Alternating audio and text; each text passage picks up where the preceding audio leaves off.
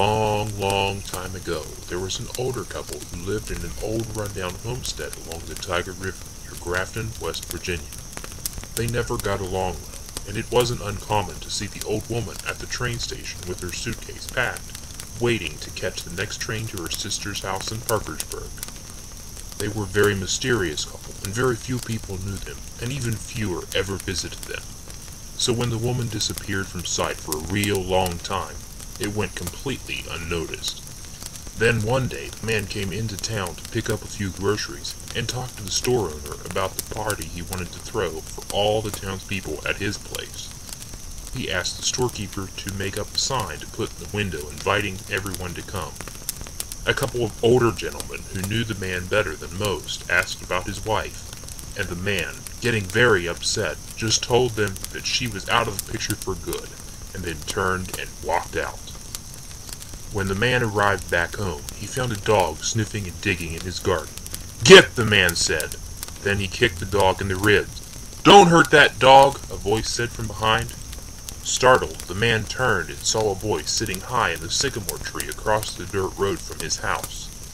The old man angrily yelled at the boy to stop spying on him, and told him to go back home and not to ever tell anyone about anything he had seen or heard there. The boy ran away as fast as he could. A few nights later, guests started to arrive for the party at the man's home. He had cleaned the old house from top to bottom, the cleanest it had been in years. He even pruned the hedges, planted flowers, and trimmed the old lilac bush out front. People came from all over town, most of them only coming out of curiosity, trying to figure out why the man had changed all of a sudden.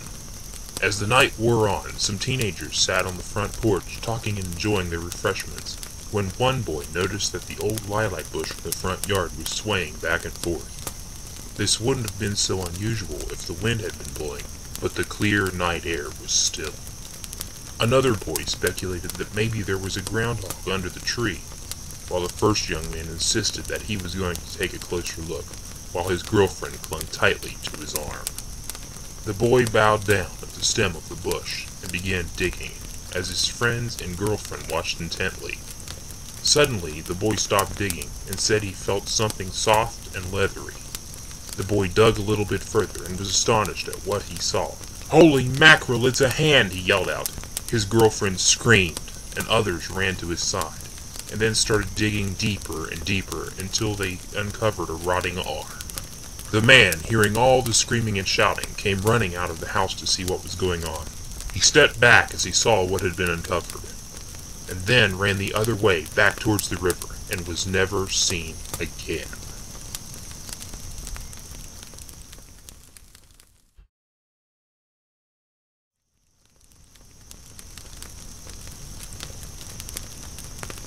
In the early 1900s, a school teacher sat grading papers late one evening in the one-room schoolhouse that she taught in. She had just graduated from college, and this was her first teaching job. Back then, schoolhouses were often located on family farms and overseen by a landlord, and the landlord for this schoolhouse had asked the teacher not to stay past 5 o'clock on any given evening.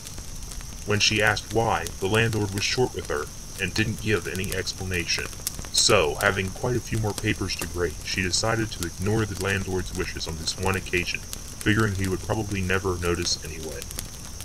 As the minutes turned into hours, it was nearly 7 o'clock and dusk was falling.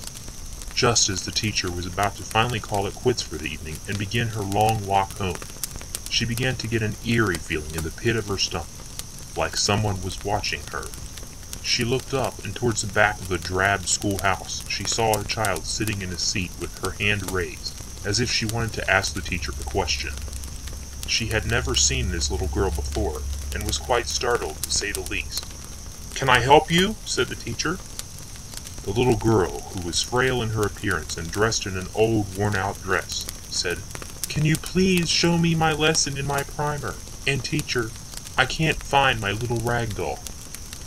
The teacher stood and moved towards the girl to get a better look at her, thinking maybe it was one of her own students, and that her eyes may just be playing a trick on her.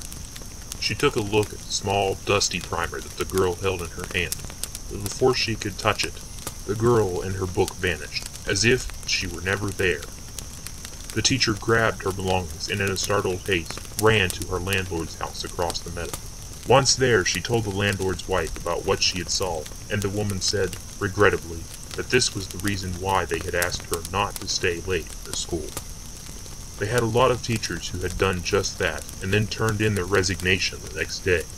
The teacher assured the landlady that she had no intention of resigning, and that she had a plan to give the little girl an assignment, and that she was going to go home and make the little girl a rag doll just as she had requested.